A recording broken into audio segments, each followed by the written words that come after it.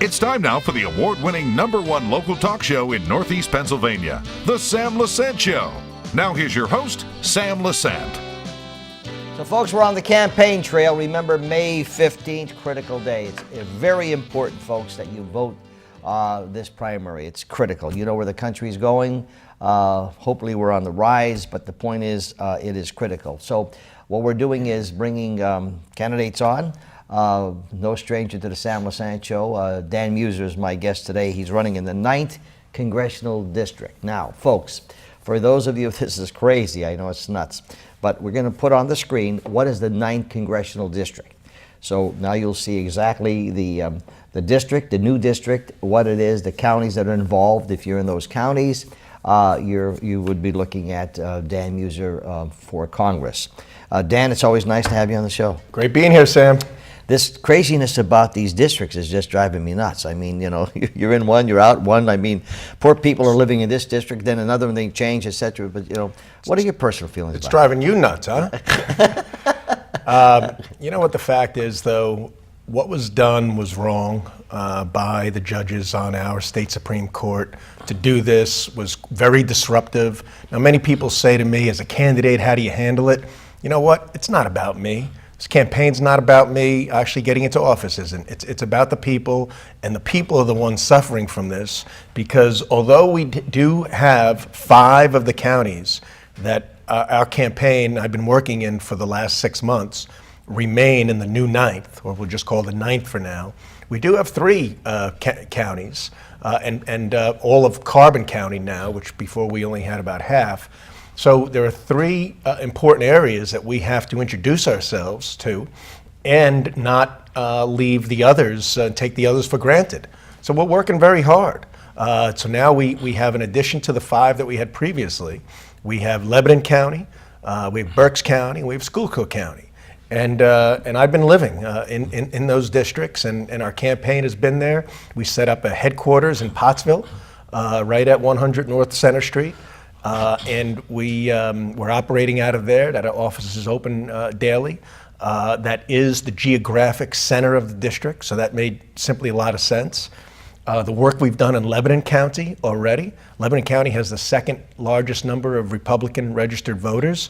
In Lebanon, we've received the endorsement in a very short period of time of every state and county elected official has endorsed us. They recently had a committee meeting in Lebanon County, 90 members. We actually got a unanimous vote there. And the reason is because I think we've been spending time there. They know the sincerity of this campaign. They know I'm a conservative. They feel I've got the experience to be an effective member of Congress. But as importantly, they see what our campaign looks like, just like the other counties do. And campaigns are a reflection of how you will serve in office. We've got great people. We've got things covered. We're highly responsive. We know what we're talking about. We're offering ideas. We're taking information in regularly. I mean, this is an example. Campaigns are very much of an example of how somebody will operate in office, as is their past record. And you know, my years of 25 years in the private sector and 4 years serving as revenue secretary, I think give me the experience to do a good job for the people. And we talked about substance before, okay? I want to address, I said the primary is going to be a critical election. I think across any primary in the country is critical, only because of the direction this country is going into. But when you're looking at substance, Dan, I mean, I've said this on the show before, when you were Secretary of Revenue, all right? You always responded. You did a great job, and it's an open book, folks. There's no secret here what Dan did. So the point is, yeah, I mean, you did. I mean, and you were one of the few people from the state, including state senators, I hate to say this, but you were honest, you were sincere, you were factual, and you addressed it. So, and your business background. So I hear again, I always look at substance. So let me ask you this. Why are you running? I mean, you're a successful person.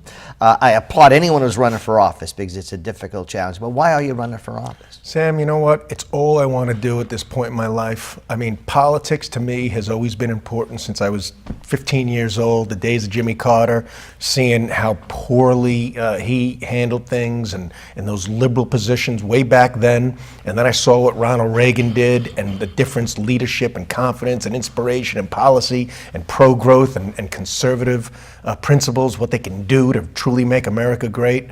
You know, we got President Trump in last year, which is making it a huge difference. And I want to be part of finding solutions for people. I want to get back to we the people. You know what the biggest problem in Congress is? You know, and I think about this a lot. It's special interest and self-interest, right? And they go hand in hand, okay? I don't have any self-interest. My interest is doing a good job for people. And as far as special interest goes, well, I got no interest in special interest. Let's put it that way. It's about the people, and there's a job to be done. I love my country. I think our government needs to serve our country better. That's primarily the main reason. Well, you know the resistance that Trump's getting because he wants to drain the swamp. Okay, That's right. And even Republicans, okay, you got Republicans down there, and they like what they have, okay, and he's saying this is going to go. So what will you? It's going to be a hell of a challenge, I'll tell you, okay, a hell of a challenge, because you're talking to people who've been there for many, many years, okay. What would you do what are your plans to help him drain the swamp? Well, I'll tell you what, first of all, it requires a lot of hard work. It's not just about going to Washington and making votes and coming home and going through the motions. It's about laying out a plan, making sure everybody understands the plan, meaning the people. That's who matter to me, the people of the 9th Congressional, and then going to work on the plan. First and foremost, it is about regulatory reform. The president's done a great job here, and this needs to continue. I saw as Revenue Secretary how important regulatory reform is, and you know what else? How it can be done. You don't necessarily need a tremendous amount of legislation. It helps, but with the right direction and pointing out problems and offering solutions, we can get a tremendous amount of regulatory reform accomplished. And that's so important for American businesses and American families. Secondly, term limits. I believe strongly in term limits. Now, we do need a constitutional amendment. I've already signed on to agree to vote for and advocate for term limits for members of Congress. I've term limited myself, but I'd like to see everybody all members term limited. The next thing, just really quickly, is we need a balanced budget amendment. I think if we can get those two things in order, regulatory reform, so we take the agencies, we stop the agencies from being the fourth branch of government, and we have term limits, then we can have a balanced budget amendment, because everybody doesn't feel the need to be Santa Claus all the time. It's hard to vote against Santa Claus. Let me ask you, Dan. I have mixed emotions about term limits. And I'll tell you why. You get a good person in there. You know, your background, you know, I would love to see you be Secretary of Revenue for years because of what you did and how you cleaned out, you know, the department. You get a good person in there, okay? And then you know, you said, look, I'm going to run so many terms, okay? So I get mixed emotions. And you get a bad person in there, then it's the same thing. So I guess it's a balancing act, you know? You get in there, you do a super job, and you're doing, you know, like Dan Flood did many years ago. So I just have like a mixed emotions. I think things are a little bit different now than in days past. It definitely would give a member more of a sense of urgency. But I think there's so much special interest out there. You think you get engulfed with the special? It wouldn't happen to me. I think I'd have enough to check myself and check myself out before something like that would occur. But I think a lot of that exists. There's a lot of money that goes on, and people start caring a lot about re-election instead of doing the job for the people that needs to get done today and taking some risks and making the hard decisions to get our country corrected in many cases and to move it forward at the same time. So I think things are a little bit different today than they were in the past. I think term limits are now necessary. Folks, I'm talking to Dan Meuser, and folks who want to know more about Dan is MeuserForCongress.com.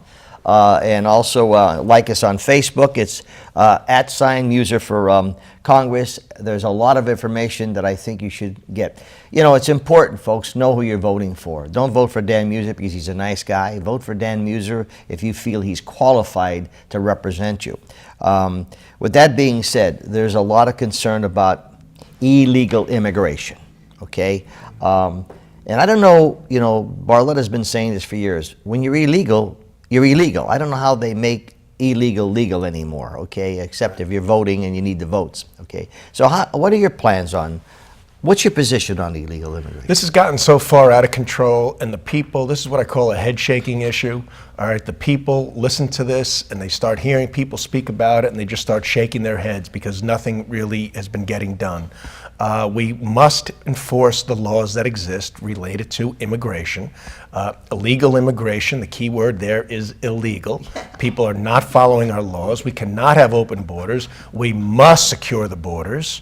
Okay, I am for the president's initiative to build the wall. And we need a very organized approach to who enters our country. The liberals, and frankly, that's all that exists on the federal level, left-wing extremists. Okay, the liberals have taken this a step further. Now they want these illegals to be citizens. They want to give them voting rights. They want to have sanctuary cities. They're putting their rights ahead of the rights of Americans. This is unlawful and needs to stop. I'm for defunding sanctuary cities, which again is one of those head-shaking issues to certainly the people of the Ninth, which to me is there's such good people in the Ninth. What's good for the Ninth is good for our country. I can understand how they can get away with this, you know, what California is doing. It just blows my mind. It really does. It's so. It's unconstitutional, and it's wrong, and it's causing crime. It's allowing more drugs to come into our country. I mean, there's a high criminal element. Okay, we can say it. We don't have to pretend that that's not there, as the liberal media likes to. And look, it's fine. We have a very compassionate legal immigration policy for the United States. That needs to continue, right? I mean, some people describe it as wide gates but high fences. But we cannot have illegals coming in and then being deported and then coming back in and bringing with them sometimes what we don't want. You said something before, and I think the most important, you said, you know, you're here to serve the people. Now, you have been all over the place, okay, and you know, it's nonstop with you. What are you hearing? I mean, you know, what are real people telling you? Okay, Dan, let me tell you, this is my concern. What are some of the key issues that you're being asked to look into? And people will tell you. It's just great. Every day I learn more. And that's a great thing about a campaign. It's necessary. It makes you better. Certainly a better candidate, but it will make you a better member of Congress. People care a lot about what the problems with Obamacare and the escalating costs. Small businesses, families, self-employed. It's bad news. I mean, I know people know that, but it can, and it's not new to me. But it's certainly escalating, and there's no end in sight. There's really no solutions on the horizon. So I hope I can get into Congress and really help repeal and replace Obamacare, lower costs, maintain quality, but everybody pays their share, or what's affordable, in order to get appropriate quality of care. It can be done, and it needs to be done. There's something else that comes up quite a bit, and that's school property tax elimination. We have hundreds, Sam, hundreds of homes in every county, the eight counties, that make up the 9th Congressional. Hundreds of homes each year are being foreclosed on by the state or by the county or by the banks, by the mortgage holder. So I've offered a plan on a federal level. Now, this is a state issue, but I've offered a plan on a federal level that states that the means of collecting school property taxes are unconstitutional, and they are. And I've outlined the proof behind this. And what the call is in my proposal is that for states must find new ways of finding the revenue to pay for to replace the school property tax revenue. And this is something that I think is very important. School property taxes are unconstitutional really on three fronts. One is the supremacy clause within the United States Constitution, which states that you can't contrast or contradict with the laws as outlined in and the rights as outlined in the Constitution without infringing upon the 10th Amendment. It also has no uniformity. I mean, the idea of somebody fixes up their house and has the same amount of land as somebody else, their property taxes could be higher than another person's because they paint their house and take care of it. Ridiculous. And the right to confiscate. There's no due process. How in the world, without due process, it's right in the 14th Amendment of the Constitution. So anyway, on constitutional grounds, I think school property taxes need to be replaced. It would be left up to the state in order to find the solutions. And there are solutions out there. There aren't that many models of other states that have done a very good job, but there are a few. But I know there are senators and members of the House on the state side, Senator Argyle in particular, Senator Rafferty, Senator Mike Fulmer, all within the 9th District are very supportive of my plan. And they think it will be very helpful in their quest to eliminate school property taxes for homeowners. What are you hearing from the seniors? Well, that's at the top of the list. Mm-hmm. That's right there. We're also hearing they have concerns about Social Security and Medicare on the federal level, which is always on their mind. Increasing costs at the gas pump. People are looking for some simple things, right? And then after that, they weigh in on many of the issues facing our country and our world. But maintaining their disposable incomes, improving their disposable incomes, getting government off their back, and for government to stop moving in the wrong direction. They want to leave a better country than they found it. Now, frankly, for the greatest generation, boy, they left us a terrific country. Right? I mean, they really did. They left us with great opportunity and the Reagan years and all. It's now our responsibility to leave our country better for the next and future generations. And that's what I want to be a part of, and that's what the legacy that a lot of seniors want. You know what you hear, Dan, and Barletta has brought this up many times, and even other candidates. What happens is they scare the seniors. The Republicans are going to take away your Social Security, they're going to take away Medicaid, they're going to take away all this stuff, and they put the fear of God into them, okay? How are you going to, to me, it's a lot of bull, okay, and they've been doing this for years, but when they get desperate, Dan, the good news and bad news about your campaign, the good news is that you're going to hear a lot of negative things about you. The bad news is you're going to hear a lot of negative things about you, only because of the fact of, when you're doing the job that you've done. So with that being said, how do you react when someone says, I know they're going to, you don't want to vote for the Republican. You want to vote for, you don't want to vote for Dan Meuser, he's Republican, because they're going to take away your Social Security and Medicare. Well, that puts people in a panic. Yeah, that's something that cannot happen. Social Security, for those who are receiving it, must be consistent, and it must be secure. Now, on the same note, over time, 20 years from now, maybe 10 years from now, certain changes to Social Security, for instance, need be implemented. Moderate changes initially, but it needs to be better sustained. Medicare, for instance, needs to be run more efficiently. But Medicare for many is so very important, and that has to be recognized. I mean, you can't go in and do things that hurt those who are depending upon this. I would never be a part of that. First do no harm, right? But if people understand over a 10, 15, 20-year period what sort of benefits that they will have moving forward, then they can plan for it. And that's responsible government. One thing government doesn't do very well is long-term planning. It's terrible. It's almost knee-jerk to crises. Much different than a planner from the business world. Well, you were able to cut through all the nonsense when you were Secretary of Revenue, okay? you were able to get right to the point. You and Corbett, worked very well with the governor, and you did a super job. Okay, so I think you're used to that. All right, I think you're used to that, and you have the direction.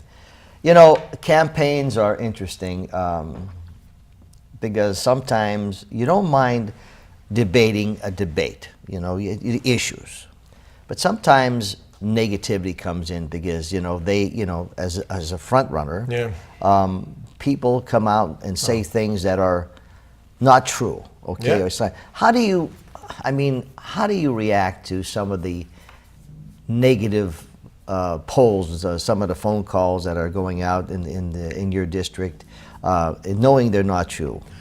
Well, you always have to respond with the truth. We're sitting here talking about it, how important it is for the general public to trust government, and you build trust by being trustworthy. All right, so you don't respond. You don't necessarily fight fire with fire. You fight fire with water, or better yet, the truth. There are those, and my opponents are stating things that are lies. I'll use that word, but are also complete misrepresentations.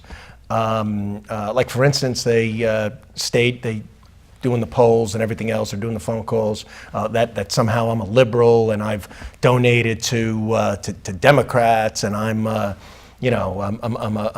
rhino. Okay, there's not a liberal bone in my body, and there hasn't been for a long time, or liberal cell in my brain. All right. I understand and appreciate conservatism. I know it's best for all people, and I know it's best for our country. And the fact is that my donations over the last 20 years, not recently, 99% have gone to Republicans. So again, they feel it's necessary to tell the general public 1% of the truth, as opposed to the other 99% of the story. That's a misrepresentation. Okay, it's 1% true. I mean, that's in effect. I use this analogy sometimes, showing Michael Jordan. I always contend to use him, or LeBron James, let's say, missing a couple of free throws and then concluding that he's a terrible basketball player. Okay, that's a misrepresentation of the situation, and I would be very wary of those who do those sort of things in a campaign, because they will do it when in office. Yes. So your reaction is just stay the course. Well, my reaction is to respond with the truth as effectively and as pervasively as possible, so people get the news, not the fake news. Here again, sometimes this is what makes campaigns ugly. I mean, I don't mind debating. I don't mind someone saying, Sam, I don't like this because of this reason, and you deal with facts, okay? It's when they start lying about things and like you say, taking those little things and throwing them out of context. I guess as you get older and you have experience like you have, Dan, it's just like you said, you just take the high road because, again, you always consider, they always say consider the source. Sometimes when you pay attention to them, you're just giving them validity. I don't know how you feel about that. I agree, especially in a primary, but I hope in the general as well. You have to win with honor, and you shouldn't you don't get personal. I mean, that's where things, we got to come together in order to defeat the left-wing extremists. And I refer to left-wing extremists very deliberately, okay? There are some very good Democrats that live among us. Oh, yes. But in Washington, anybody who's a Democrat salutes Nancy Pelosi. Yeah. That makes them a left-wing extremist. Yes. And these left-wing extremists, by the way, they're the ones responsible. And this is not conspiracy theory. They're the ones responsible for this disruption and this redistricting. I mean, it was Eric Holder. It was also funded in part by Barack Obama and his followers to attack states that were vulnerable, where they could disrupt congressional districts for the purpose of gaining seats. And they did it to me, Sam. I mean, by doing this, I didn't move, but these lines were changed. Yeah. And they very deliberately, I'm told, moved where I reside less than 2 miles outside of Lou Barletta's open seat, out of what was the 11th. Now, as I stated earlier, 5 of those counties from the original 11th are in the new 9th, and we have the 3 counties that we're working hard, and the area of the district is over 6,000 square miles, but they did move me about 1.25 miles outside the district. And, this was the action of liberal judges. Many feel, as I do, it was unconstitutional, but my running is quite constitutional. And what they did was wrong, and what we did was right, and they may have won the court battle, but they're not going to win the campaign. Well, you said something that I'm going to use, win with honor. I like that. I really do. That is the most important thing. If you win by deceit and you win by, negativity, etc., that doesn't make you a solid person, okay? Because you live what what you talk about, you lived it, okay? In the campaign, again, I tell people, just check qualifications. Who's Dan Meuser? Compare apples with apples, okay? What would be your focus of telling people why they should vote for you, Dan Meuser, for Congress? Well, I hope people do get a feel, and sometimes it's hard in a large congressional race, that you are a sincere person, that you do love your country, that you believe in what you say, and you've got the track record that you do what you say. That's very important, that you're a person of your word, and I am. Also, you got to bring experience to this. Okay, this is an important job. But that's all it is, a job. I mean, it's a responsibility to people, just like anything else. And so I hope people see my 25 years in the private sector, 4 years serving as revenue secretary, where, by the way, we did a very good job. Excellent. And even the private sector, I mean, it did help grow a small business into a large business. We employ over 750 people within our region. And at Department of Revenue, I applied those business principles to improve that department. In fact, we were named the most improved Department of Revenue in the country during those 4 years. So along with experiences, what's their record of effectiveness? How good are they at getting things done? I think I got a record of being able to get things done. And then after that, okay, what's that person about? What's he believe? What's his ideology? What's his moral compass? And very much mine is being a conservative, both on social and the fiscal issues. I'm pro-life. I'm strongly pro-life, but I'm also strong behind the Second Amendment rights.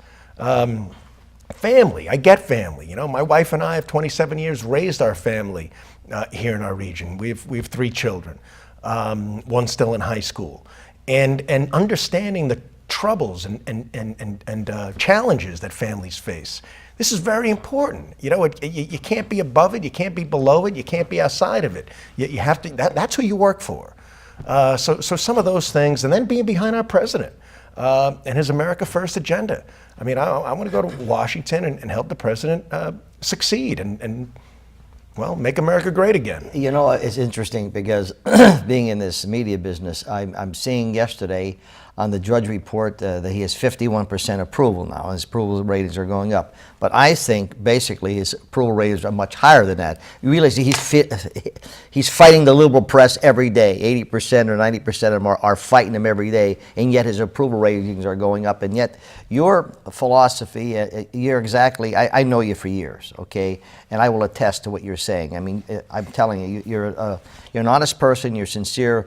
Folks, and his website gives you a lot of information.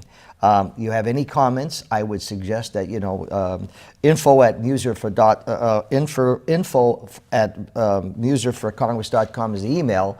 Ask him any question you want. Dan, I can only tell you, I wish you and all the candidates the best. You've always been a true gentleman, and everything you said you've done. So I wish you the very best. Thanks, Sam. Dan Meuser, folks, May 15th, critical election. 9 Congressional District. Sam, if you would put that map up once again, you'll see the new district. If you're in those counties, consider voting for Dan Meuser. And first, check their credentials. We'll see you next time.